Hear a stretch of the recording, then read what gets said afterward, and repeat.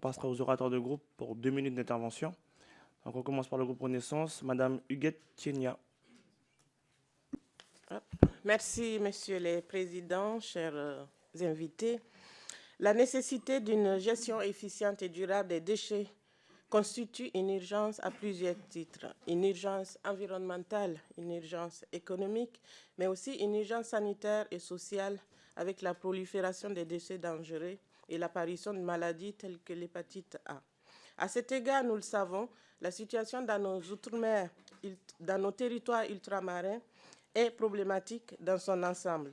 Le nombre de déchetteries par habitant est en moyenne 2 à 9 fois plus faible dans les Outre-mer qu'en métropole, hormis la Réunion.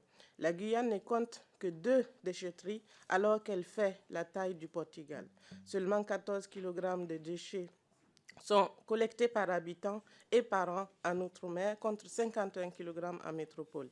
Les filières à responsabilité élargie des producteurs prévues par la loi AGEC qui est en cours d'évaluation voient leur mise en œuvre contrariée par l'éloignement géographique de la métropole et l'absence d'infrastructures.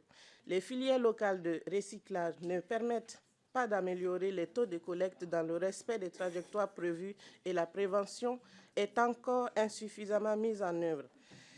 Pour remédier à ces difficultés, le gouvernement et la majorité agissent. C'est le cas des crédits de la mission Outre-mer qui ont été abondés à hauteur de 185 millions d'euros dans le cadre de la loi de finances pour 2024 et la nouvelle génération des contrats de convergence et de transformation qui doit être signée dans les prochaines semaines permettra de fixer les priorités en matière de gestion des déchets pour les territoires ultramarins et les moyens qui leur sont alloués.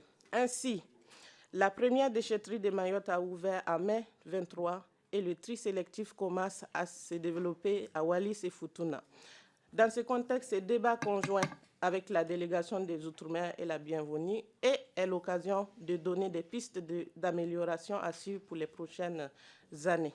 Les solutions à apporter seront sans doute différenciées en fonction des territoires, comme vous l'avez souligné, au vu des spécificités locales, mais il est crucial que la représentation nationale s'empare de ces thèmes. Je vous remercie.